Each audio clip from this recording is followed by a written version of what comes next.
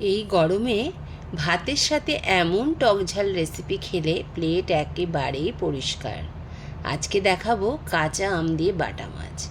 একবার বানালে বারবার খেতে চাইবে। তো চলো, আমি কিভাবে রেসিপিটা করলাম পুরো ভিডিওটা শেয়ার করলাম। পুরো ভিডিও দেখার অনুরোধ রইল।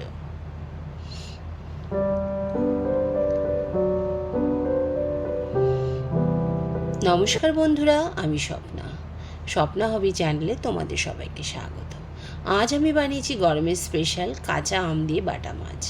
টক ঝাল আর সুস্বাদু এই রেসিপি গরমে খেতে যেমন আরামদায়ক, তেমনই শরীরের জন্য খুব উপকারী আর খুব মজাদার রেসিপি।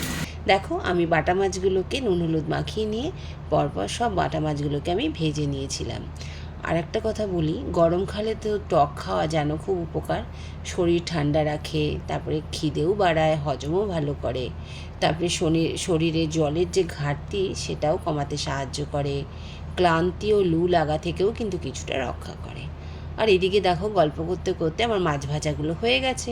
তেলে আমি দিয়ে দিলাম শুকনো লঙ্কা আর পাঁচ ফোড়ন। আম দিয়ে যখন বাটা মাছ করি না, তখন আমি তাতে পাঁচ ফোড়নই দিই। চলো, মশলাটা ভাজা হতে হতে আরেকটু গল্প করে নিই। আমরা জেনে নিই বাটা মাছের উপকারিতা। আর এই দেখো, এখন আমি কাঁচা আমগুলো বেশ লম্বা লম্বা করে কেটে নিয়েছিলাম, আমগুলোও ছেড়ে দিলাম। বাটা মাছ তো জানোই প্রোটিনে ভরপুর, শরীর শক্ত রাখে, ক্যালসিয়াম ও ফসফরাস আছে যাতে হাড় মজবুত করে, সহজে হজম হয়, তাই গরমেও খেতে আরাম। আর এই বাটা মাছ কিন্তু এই সময় বেশি ভালো পাওয়া যায়, যেমন বর্ষাকালে।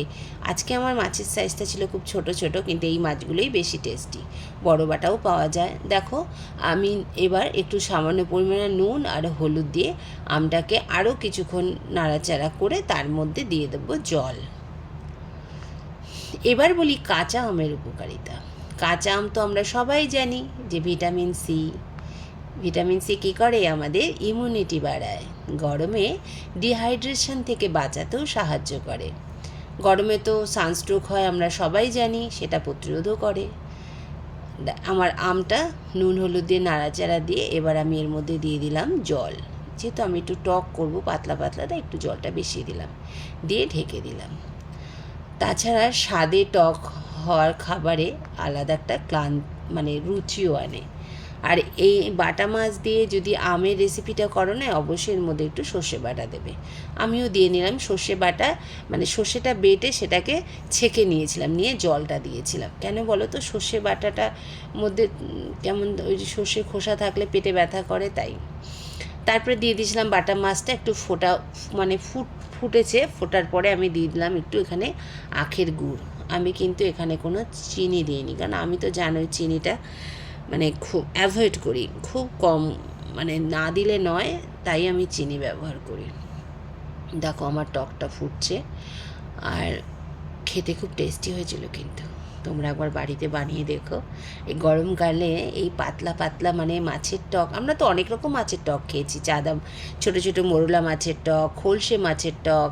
তা আজকে আমি করেছিলাম বাটা মাছ দিয়ে আম দিয়ে, আম বাটার একটা রেসিপি, বা বলতে পারো বাটা মাছের টক, যেটা বলবে।